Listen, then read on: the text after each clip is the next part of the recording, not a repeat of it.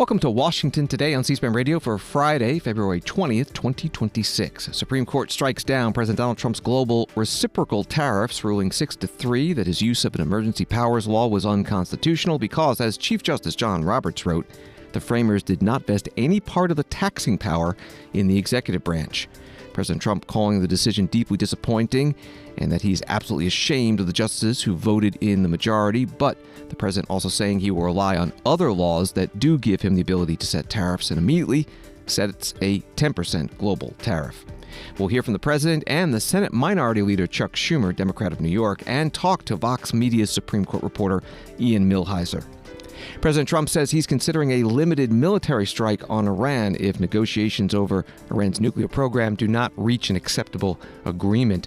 Transportation Secretary Sean Duffy says tests for commercial driver's licenses will from now on be given only in English. The National Governors Association hears from Pollster Frank Luntz at its winter meeting in Washington. NASA says the wet dress rehearsal of the Artemis 2 moon mission went well. And First Lady Melania Trump donates her second inaugural gown to the Smithsonian Museum of American History. All that and more ahead on Washington Today. Yahoo Finance writing, the U.S. Supreme Court scrambled the trade landscape Friday with a decision striking down the centerpiece of President Trump's second-term tariff program. The 6-3 ruling in Learning Resources Incorporated v. Trump appears set to immediately halt a massive section of Trump's tariffs announced last year on Liberation Day using a 1977 law called the International Emergency Economic Powers Act, or IEPA. The law gives the president the ability to declare an economic emergency and take action, but doesn't specify tariffs as a remedy. That was from Yahoo Finance. President Donald Trump responded at a White House news conference. The Supreme Court's ruling on tariffs is deeply disappointing, and I'm ashamed of certain members of the court, absolutely ashamed, for not having the courage to do what's right for our country. I'd like to thank and congratulate Justices Thomas, Alito, and Kavanaugh for their strength and wisdom and love of our country, which is right now very proud of those justices. When you read the dissenting opinions, there's no way that anyone can argue against them. There's no way. Foreign countries that have been ripping us off for years are ecstatic. They're so happy. And they're dancing in the streets, but they won't be dancing for long, that I can assure you. The Democrats on the court are thrilled, but they will automatically vote no. They're an automatic no, just like in Congress. They're an automatic no. They're against anything that makes America strong, healthy, and great again. They also are a, frankly, disgrace to our nation, those justices. They're an automatic no, no matter how good a case you have. It's a no. But you can't knock their loyalty. It's one thing you can do with some of our people. Others think they're being politically correct, which has happened before far too often with certain members of this court, and it's happened so often with this court. What a shame. Having to do with voting in particular, when in fact they're just being fools and lapdogs for the rhinos and the radical left Democrats, and not that this should have anything at all to do with it. They're very unpatriotic and disloyal to our Constitution. It's my opinion that the court has been swayed by foreign interests and a political movement that is far smaller than people would ever think. It's a small movement. I won by millions of votes. We won in a landslide. With all the cheating that went on, there was a lot of it, but we still won in a landslide. Too big to rig. But these people are obnoxious, ignorant, and loud. They're very loud, and I think certain justices are afraid of that. They don't want to do the right thing. They're afraid of it. President Donald Trump at a White House news conference. Chief Justice of the United States John Roberts writing for the majority in today's decision. The framers gave Congress alone the power to impose tariffs during peacetime, and the foreign affairs implications of tariffs do not make it any more likely that Congress would relinquish its tariff power through vague language or without careful limits. Accordingly, the president must point to clear congressional authorization to justify his extraordinary assertion of that power. He cannot. And Justice Brett Kavanaugh, writing in the dissent, although I firmly disagree with the court's holding today, the decision might not substantially constrain a president's ability to order tariffs going forward. That is because numerous other federal statutes authorize the president to impose tariffs and might justify most, if not all, of the tariffs at issue in this case, albeit perhaps with a few additional procedural steps than IEPA, as an emergency statute, does not require. That was from Justice Brett Kavanaugh. President Trump, at his White House news conference, was asked about his power versus the power of Congress. Several of Republicans in Congress have supported this decision by the Supreme Court. And Hakeem Jeffries, the Democratic leader, has called you a wannabe king. Why wouldn't him a low IQ? But why wouldn't he doesn't even know? And I watched him the other day interview. The guy doesn't even know what a tariff is. But there's been bipartisan criticism. No, not bipartisan. Of the tariffs. Excuse me. There's several Republicans people have said that. Yeah, but a why few people. wouldn't you just work with Congress to come up with a plan? I don't have to push tariffs. I have through? the right to do tariffs, and I've always had the right to do tariffs, and it's all been approved by Congress. So there's no reason to do it. All we're doing is we're going through a little bit more complicated process. Not complicated very much, but a little more complicated than what we had. We'll be able to take in tariffs, more tariffs. And the Congress people and the Congress down the Canadian tariffs last week. There's been votes in the Senate against it. Yeah, because we lost 2 Republicans or 3 Republicans because they're not good Republicans. What you don't say, you don't say that we got 215 votes. You need 218 for something to pass. Yeah, sure we do. We might have lost 3 votes, and we got. And what was the score on the Republican side? 215 to 3, right? But you don't say that. We have great unity. There's great unity in the Republican Party, and I hope everyone's going to vote Republican, because otherwise you won't have a country left, because these people have been they are destroying our country. President Donald Trump at today's news conference at the White House. Politico writes that retiring Congressman Don Bacon, Republican of Nebraska, broke with President Trump and GOP leaders a week ago to help overturn Trump's Canada tariffs. On Friday, he hailed the, quote, common sense ruling by the Supreme Court that essentially invalidates those and many other tariffs. He said in an interview Friday morning, shortly after the decision, the checks and balances our Constitution put in place works. I feel vindicated. That was from Politico. From Reuters, President Donald Trump said on Friday that he would impose a 10% global tariff for 150 days to replace some of his emergency duties that were struck down by the U.S. Supreme Court. He said that his order would be made under Section 122 of the Trade Act of 1974, and the duties would be over and above tariffs that are currently in place. The statute allows the president to impose duties of up to 15% for up to 150 days on any and all countries related to large and serious balance of payments issues. It does not require investigations or impose other procedural limits. That was from Reuters. Treasury Secretary Scott Bessent at the Economic Club of Dallas also pointed to these alternative statutes dealing with tariffs. This morning, we all woke up and came in and you just addressed it on the tariffs. It was a 6-3 vote. When you initially saw that, were you surprised?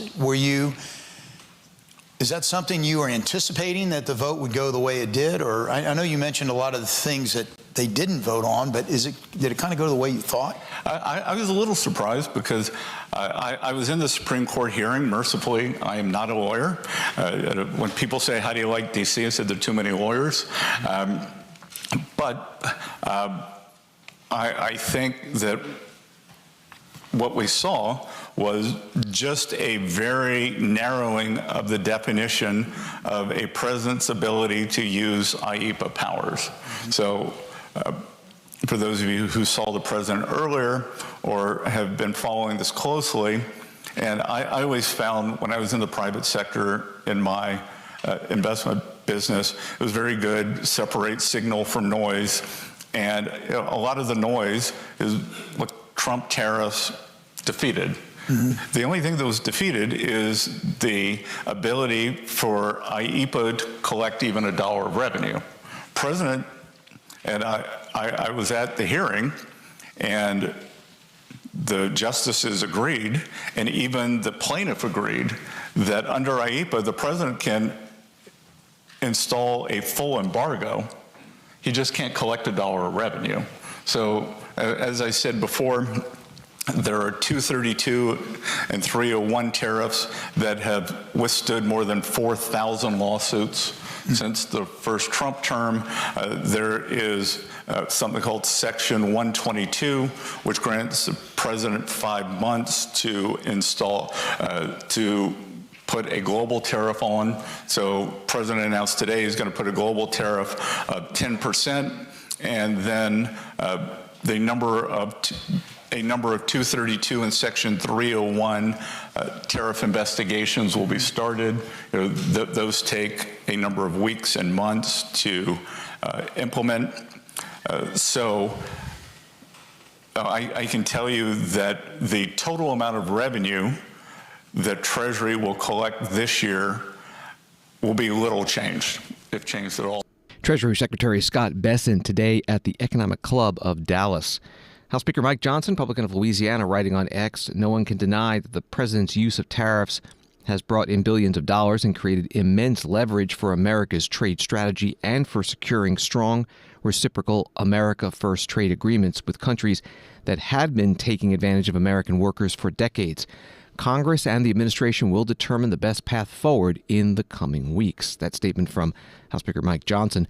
The Senate Minority Leader Chuck Schumer, Democrat from New York, reacted to the Supreme Court's decision at a news conference in New York City. So today, the Supreme Court ruled that Donald Trump's sweeping tariffs were unlawful. The court agreed with what Democrats have said from day one.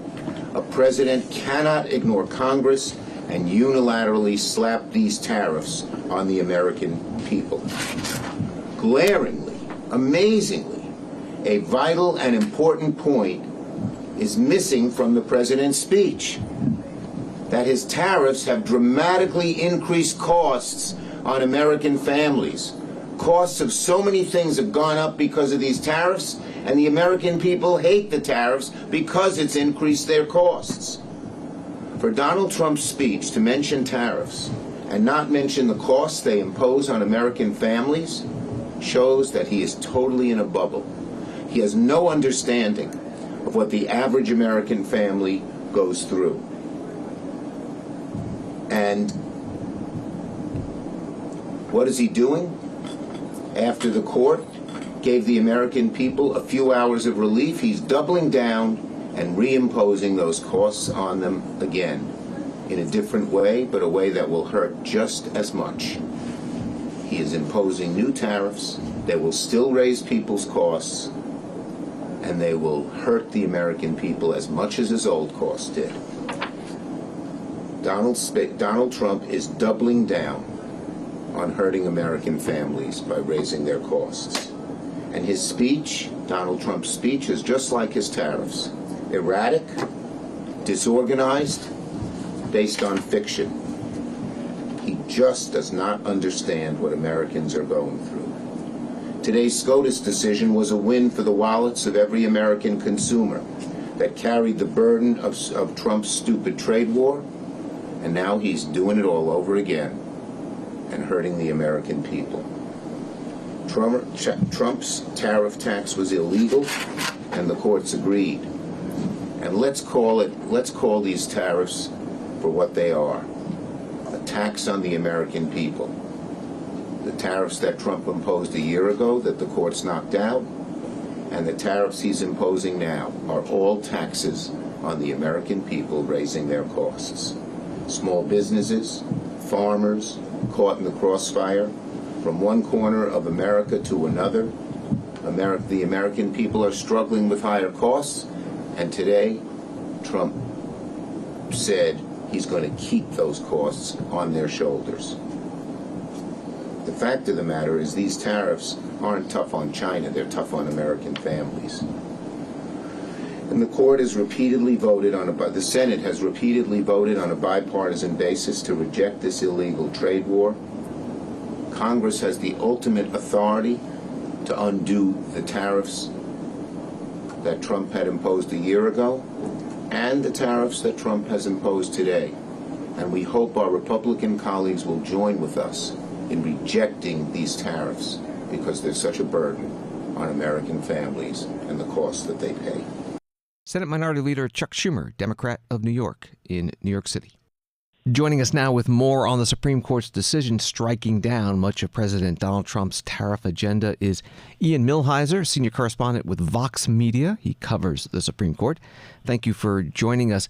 Can you take us through the opinion, the majority, the concurring, the dissents, and what they say about the tariff authority under the International Emergency Economic Powers Act, or IEPA? Sure. So, the short version is that they said that this one federal law, IEPA, does not permit Trump the unlimited power to issue any tariff against any country at any time that he had claimed. The legal argument that they make, so the wording of the statute is it says that the president has the power to regulate imports and exports under certain circumstances.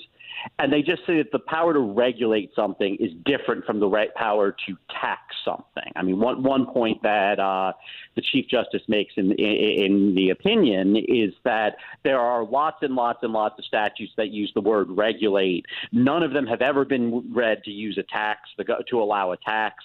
The government hasn't allowed, the government wasn't able to point to an example where there was a federal law that used that word and it was interpreted to allow taxation. And so, it was a fairly straightforward opinion. Like, the parts of the opinion that actually matter are only like 14 pages long, and you really can summarize it in a paragraph if you had to. And what about the dissent? The dissent,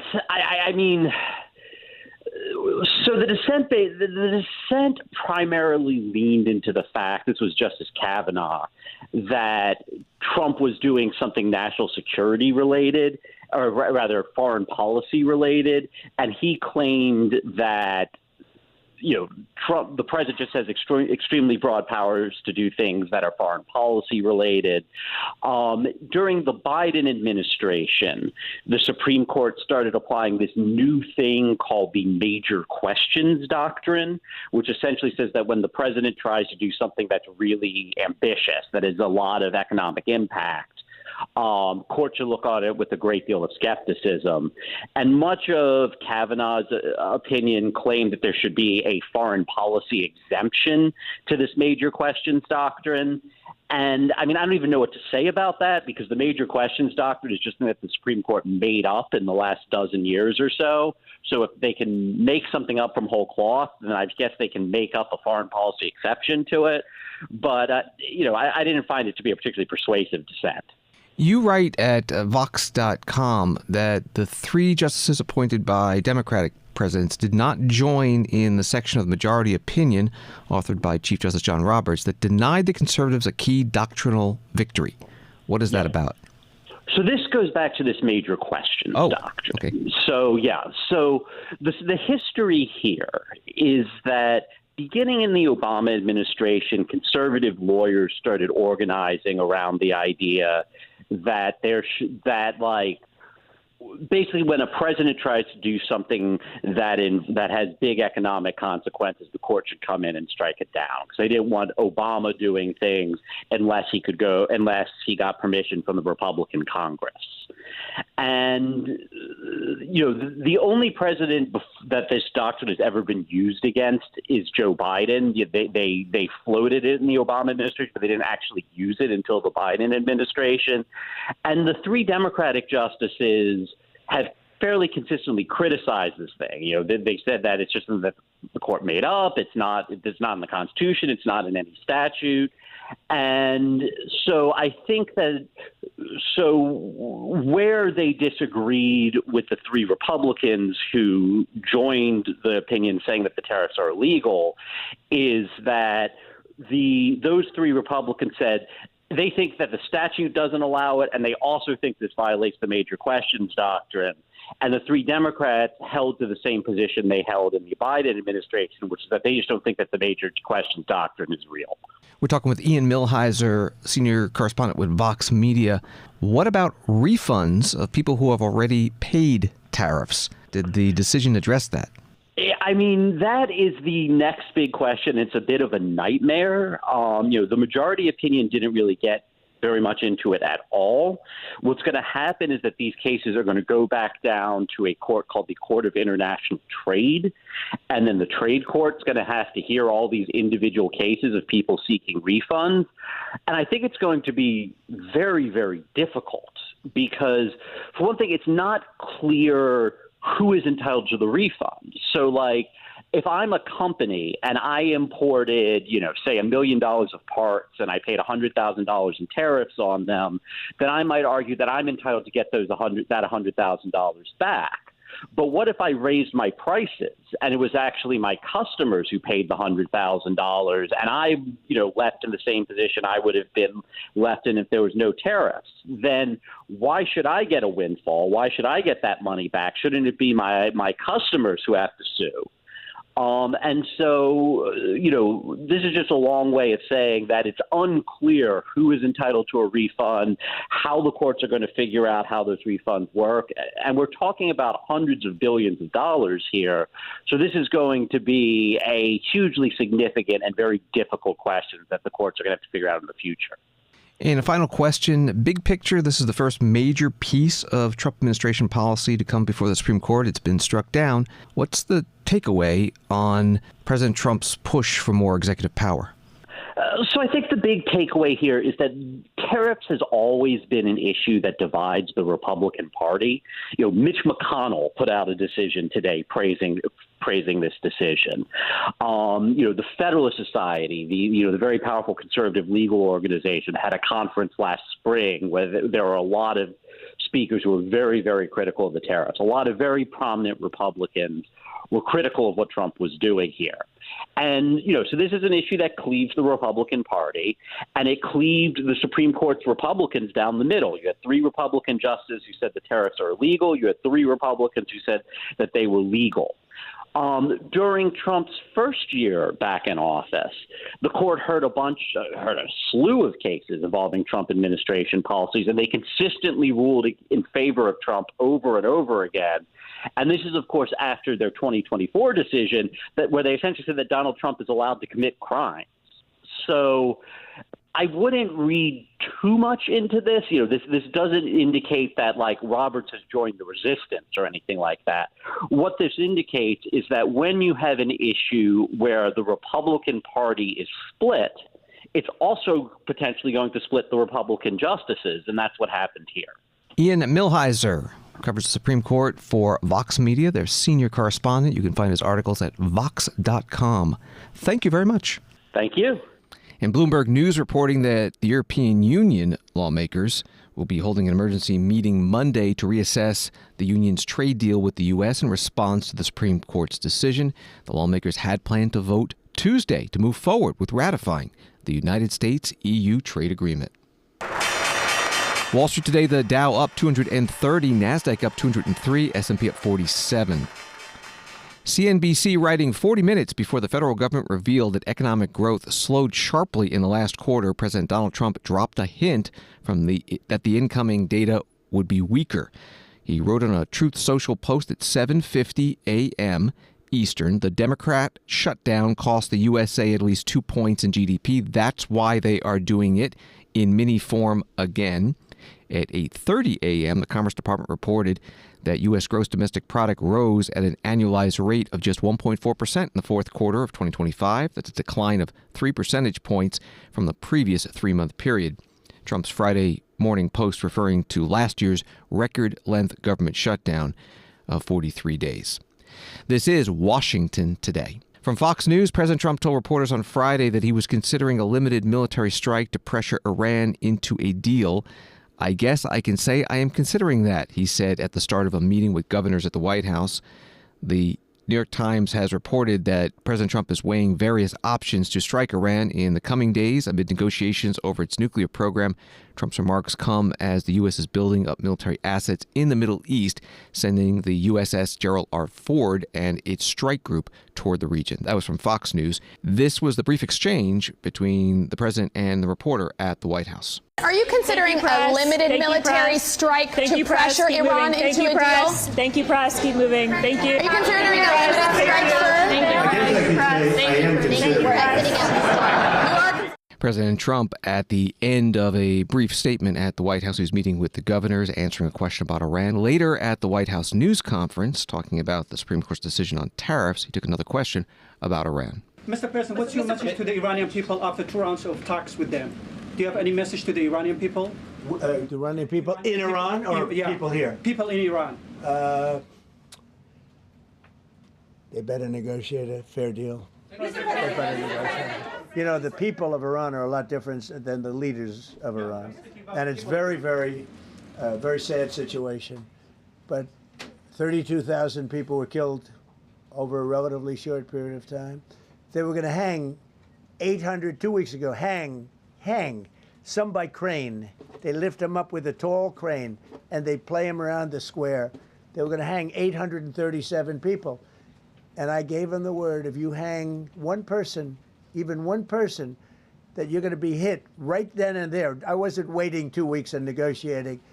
And they gave up the hanging. They didn't hang 837. Supposedly, they didn't hang anybody.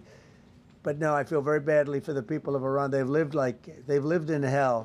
President Donald Trump at a White House news conference. Congressman Adam Smith, Democrat of Washington State, ranking member on the Armed Services Committee, posted a video Thursday about the possibility of conflict between the U.S. and Iran. I know that there's a lot going on in the world, but all of us need to be paying a lot more attention to the fact that Donald Trump is getting ready to launch a war against Iran. He has amassed the largest military force in the Mideast since the Iraq War. And all of this is happening without much public comment, and it is also a very bad idea. The U.S. should not be starting another war in the Middle East. Trump himself ran for office saying no more endless foreign engagements, no more endless foreign wars. And now here he is getting ready to start another one. We need to speak out against this conflict. We also need to insist that he comes to Congress to ask for permission, because this is an act of war. It is not lawful without congressional approval.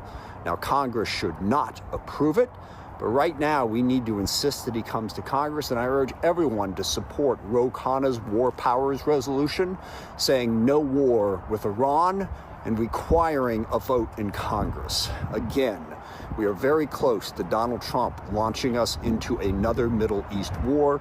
Now is the time to speak out against it and stop that from happening. Congressman Adam Smith, Democrat of Washington State, ranking member on the Armed Services Committee, posting that video Thursday. Story from Al Jazeera. Iranian Foreign Minister Abbas Araghchi has said that Iran is prepared for peace and diplomacy with the United States, suggesting that a possible deal between the two countries remains close despite the threats from Washington. Speaking to the U.S. television network MS Now on Friday, Araghchi stressed that Iran's nuclear program has no military solution. He hit out at the enormous U.S. military buildup in the Middle East, which includes 2 aircraft carriers and dozens of fighter jets, calling it unnecessary and unhelpful. Reporting from Al Jazeera, here is the foreign minister this morning on MS Now. There is no military solution for Iran's nuclear program. That has been tested last year, and there were a huge attack on our facilities, on our, they killed and assassinated our scientists, but they couldn't kill our nuclear program. Why? Because it is developed by ourselves, by our scientists. This is a technology developed by us, belongs to us. And it cannot be destroyed by bombings, militarily. The only solution is diplomacy. This is why the U.S. is back in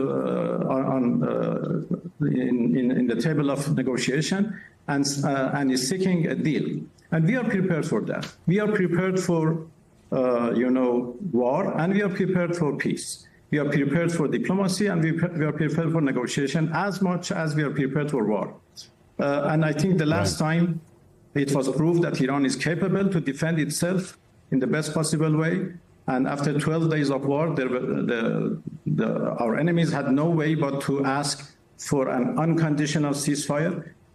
So that would be the case if they try it again. If they want a deal, if they want a solution for Iran's nuclear program, if they want to ensure that Iran's nuclear program is peaceful and would remain peaceful forever, the only solution is a diplomatic negotiation and coming to a diplomatic solution.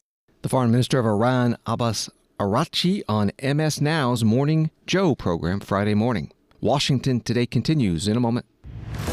And we are going to renew unlimited promise of the American dream. Every single day we will stand up and we will fight, fight, fight for the country our citizens believe in. Watch the C-SPAN networks live Tuesday, February 24th, as President Donald Trump delivers the annual State of the Union address before a joint session of Congress. The speech will mark President Trump's first State of the Union of his second term. The State of the Union address, live Tuesday, February 24th. Our coverage starts at 7 p.m. Eastern on the C-SPAN networks. C-SPAN, bringing you democracy unfiltered.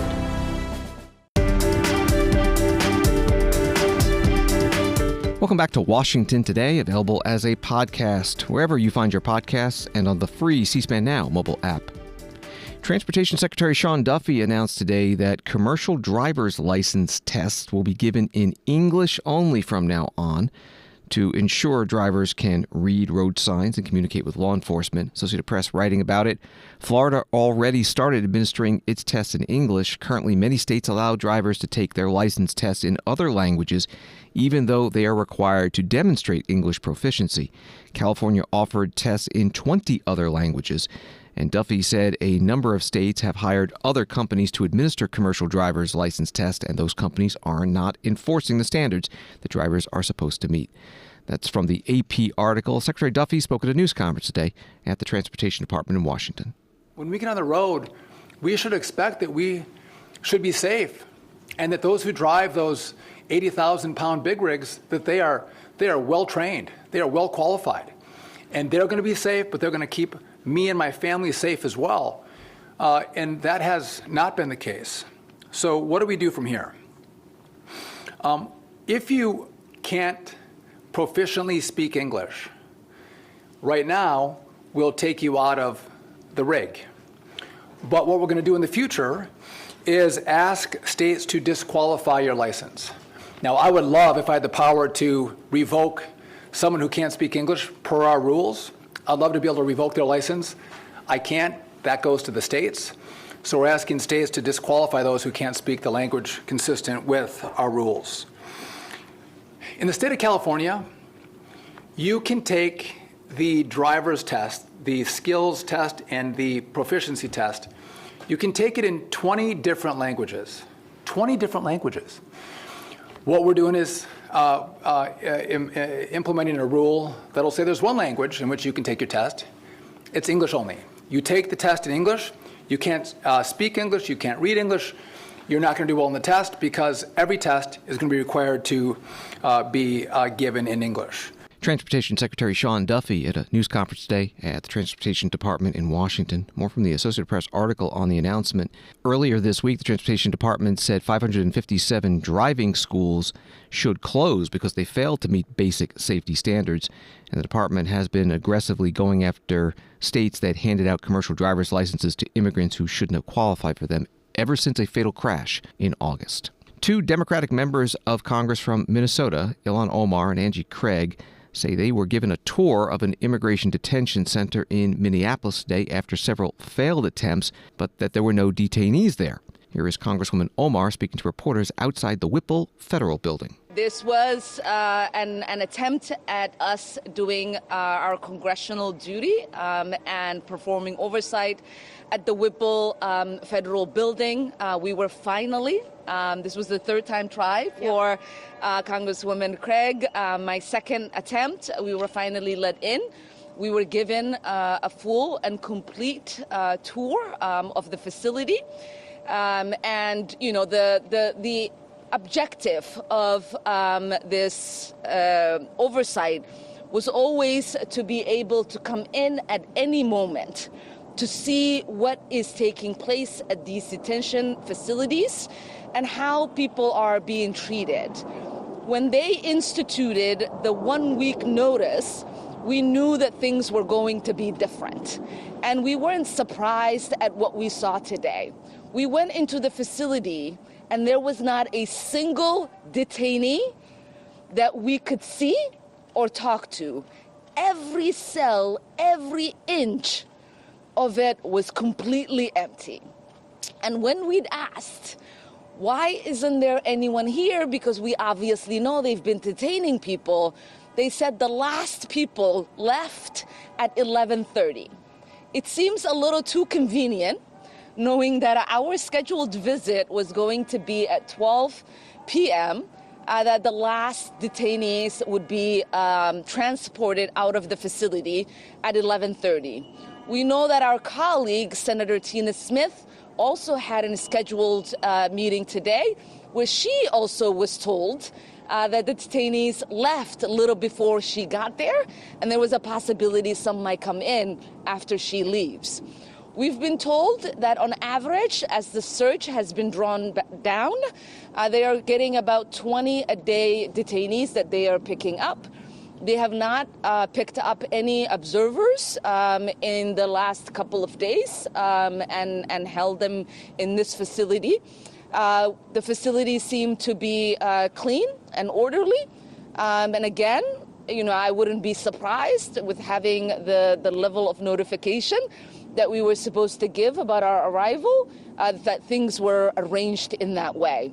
Congresswoman Ilhan Omar, Democrat of Minnesota, at a news conference, along with Congresswoman Angie Craig, Democrat of Minnesota, outside the federal building in Minneapolis. The House returns to session next week, as does the Senate.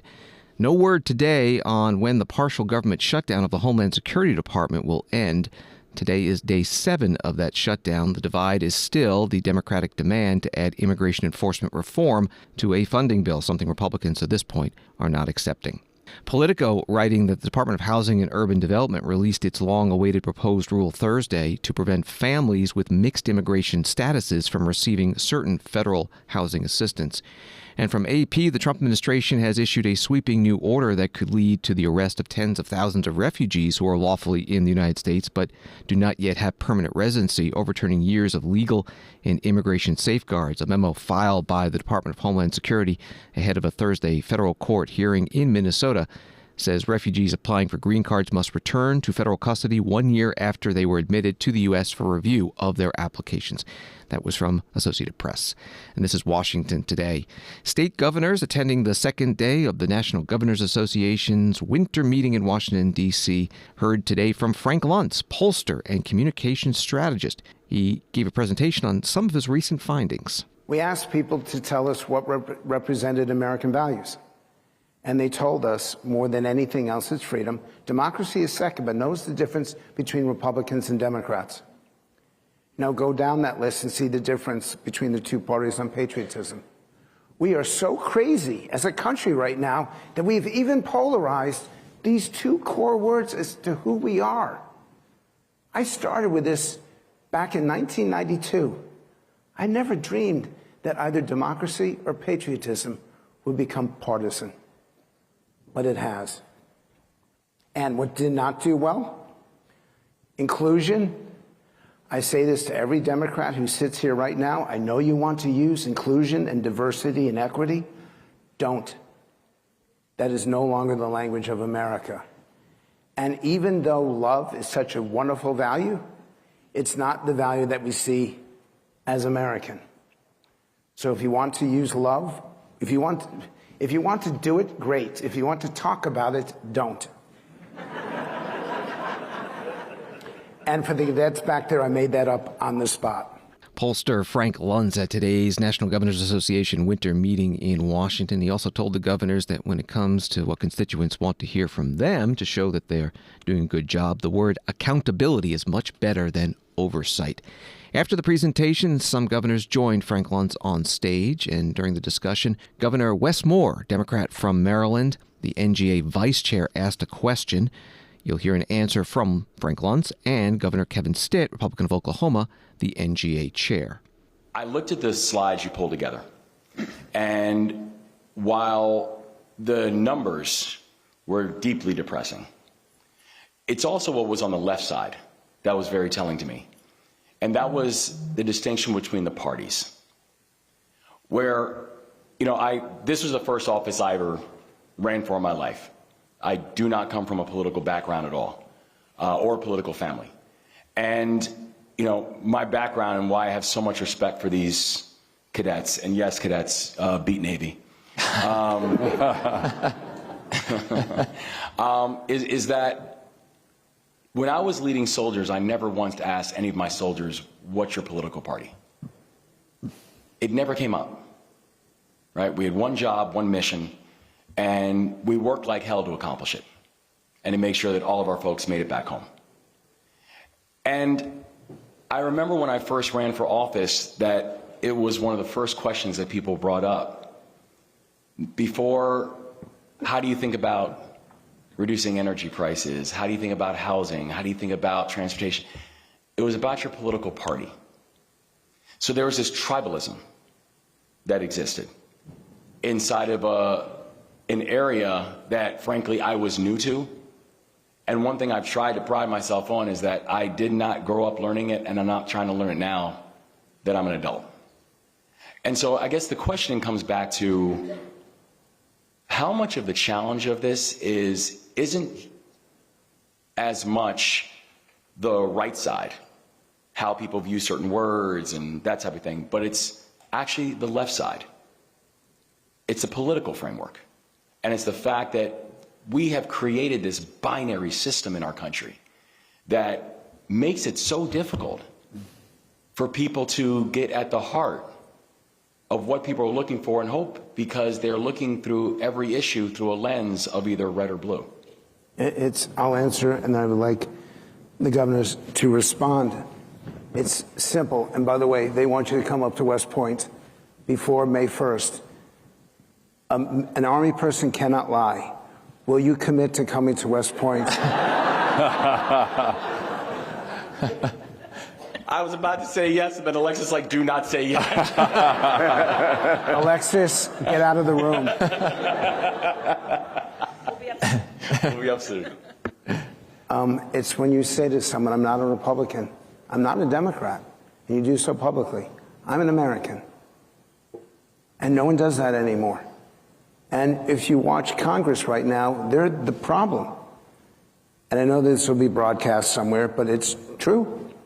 Because you're first and foremost of your tribe rather than your country.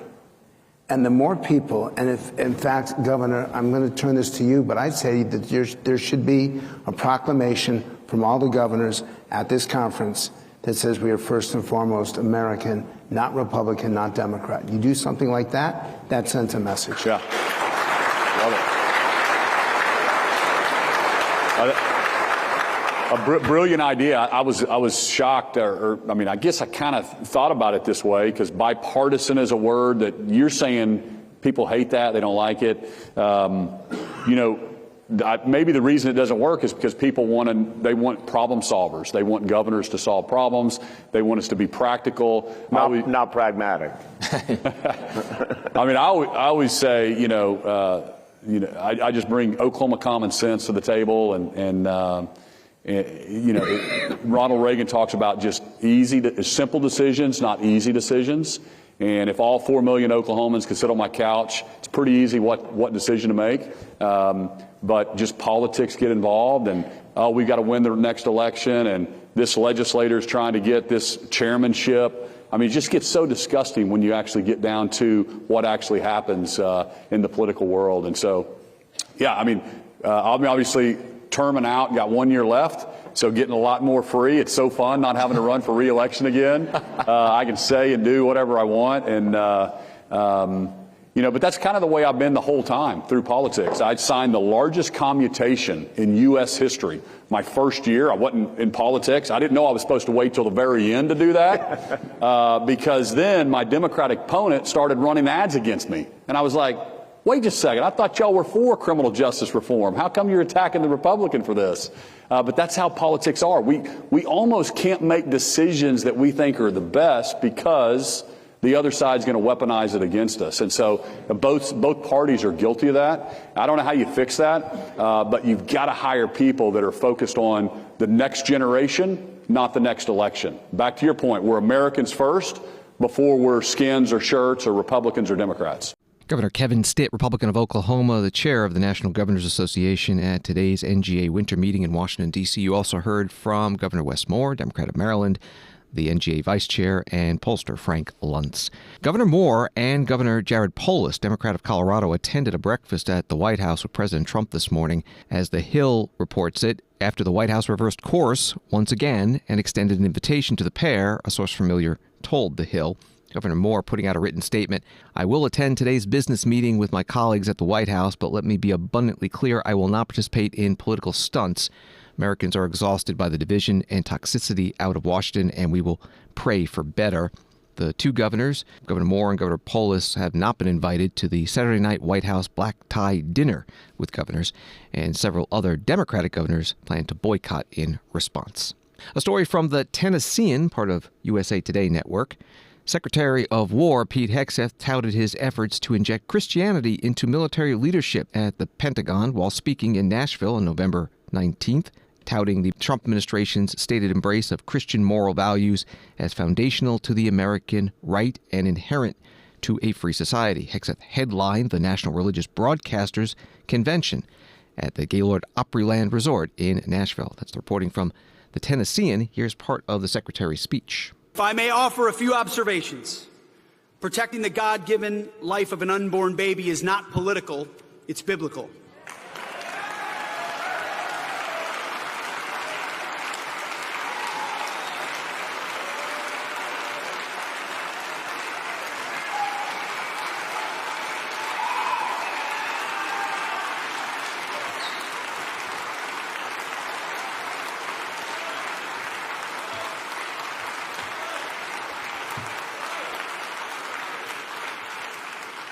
Protecting our borders from criminals who steal from us, assault our loved ones, and poison our citizens is not political, it's biblical.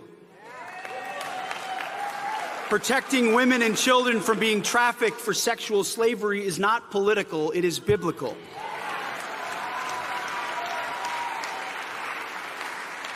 Standing guard over our children, rather than letting them be taught perverse sexual practices or sharing a locker room with men pretending to be women, is not political, it's biblical.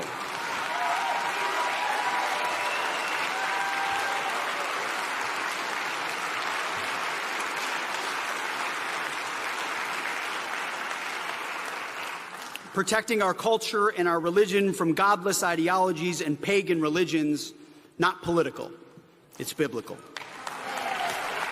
Defense Secretary Pete Hegseth speaking to the National Religious Broadcasters Convention in Nashville, Tennessee on Thursday. Scientific American writing the second time is the charm. Apparently, NASA successfully completed a major test of its upcoming moon mission Artemis 2 on Thursday. On Friday, Lori Glaze, acting Associate Administrator for NASA's Exploration Systems Development Mission Directorate, said that with the test done, the agency is now targeting a March 6th launch date for Artemis 2. That was from Scientific American. Lori Glaze spoke at a news conference at the Kennedy Space Center, Merritt Island, Florida, about what's called the wet dress rehearsal. That's the fueling of the rocket, readying of the crew capsule, and going through a mock countdown. Yesterday, we were able to fully tank the SLS rocket within the planned timeline. We demonstrated our crew module closeout activities with the closeout crew, again, on the timeline. And we also successfully demonstrated the launch countdown. And again, Charlie will talk in a lot more detail. We did navigate through a few issues. You'll hear a little bit about some of those. But overall, the countdown went very, very smoothly. We do have work to go to get our systems ready for launch. We've already begun the data reviews from the wet dress yesterday, and there's some other work that needs to be done out at the pad. One thing I do want to say here today is that following that successful wet dress yesterday, we're now targeting March 6th as our earliest launch attempt. I am going to caveat that. I want to be open, transparent with all of you that there is still pending work. There's work, a lot of forward work that remains, including the post-wet dress analyses, of course. We do have some significant work to be completed out at the pad. Charlie will talk to that in more detail. And we also have a multi-day flight readiness review that will come up later next week. And so those things are all in front of us. We need to successfully navigate all of those. But assuming that happens, it puts us in a very good position to target the March 6th. Lori Glaze, NASA's Acting Associate Administrator for Exploration Systems Development at today's news conference at the Kennedy Space Center in Florida. More from the Scientific American article. NASA's first attempted wet dress rehearsal on February 2nd exposed several issues with both the SLS and the Orion capsule, including hydrogen fuel leaks, a problem that also plagued the mission's predecessor, Artemis 1. At a press conference on Friday, NASA's Artemis launch director, Charlie Blackwell-Thompson, said the agency is confident it has fixed the leaks and that none arose during Thursday's fueling and mock launch countdown. That was from Scientific American. First Lady Melania Trump today donated her second inaugural gown to the Smithsonian Museum of American History. The museum's website on the First Ladies exhibit reads that it features more than 24 gowns from the Smithsonian's almost 100-year-old First Ladies collection, including those worn by Frances Cleveland, Lou Hoover, Jacqueline Kennedy, Laura Bush, and Michelle Obama, as well as a section titled Changing Times, Changing First Ladies, highlighting the roles played by Dolly Madison, Mary Lincoln, Edith Roosevelt, and Lady Bird Johnson and their contributions to their husbands' administrations. Here's First Lady Melania Trump at the Smithsonian Museum of American History. The human condition is captured within every stitch, the idea to endure and rise above mediocrity, to reach the highest level, America's destiny. This black and white masterpiece showcases America's pure spirit of originality, superior engineering, and boundless creativity. It's a statement as to why America's fashion industry can lead the rest of the world. Personally, I relish the entire design process from start to finish. It takes a time, it's slow, but the end result is always magical. If you had a chance to see my new film, Melania, you're well aware of what it took to bring this technical marvel to life. We must take pride not only in the small rituals of self-care, but in the courageous act of self-expression, our outward appearance to the world. The art of presenting oneself can be cultivated over a lifetime, yet even the young girl who takes care of herself from inside out with precision every morning leaves for school with a more confident step and a steady gaze, confident to claim her place in the world. This spark pays dividends and stays with her for a lifetime. First Lady Melania Trump at her second inaugural gown donation ceremony at the Smithsonian Museum of American History today. She then posed for pictures with the mannequin wearing the gown and the accompanying neck piece.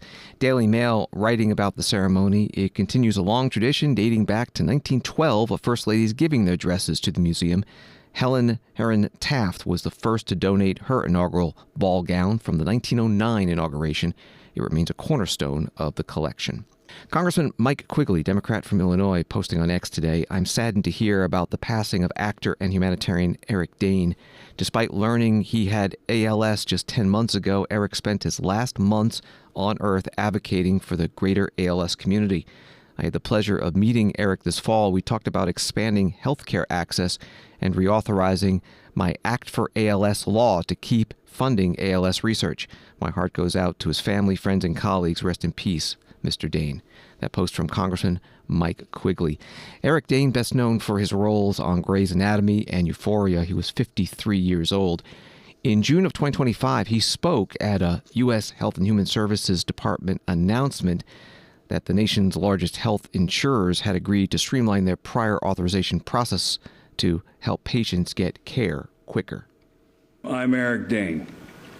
Some of you may know me from TV shows such as Grey's Anatomy, which I play a doctor, but I am here today to speak briefly as a patient battling ALS, also known as Lou Gehrig's disease. When that diagnosis hits and you find out that you're sick, your life becomes filled with great uncertainty. And the worst thing that we can do is add even more uncertainty for patients and their loved ones with unnecessary prior authorization. Anything we can do to give patients more certainty with fewer delays is a worthwhile endeavor.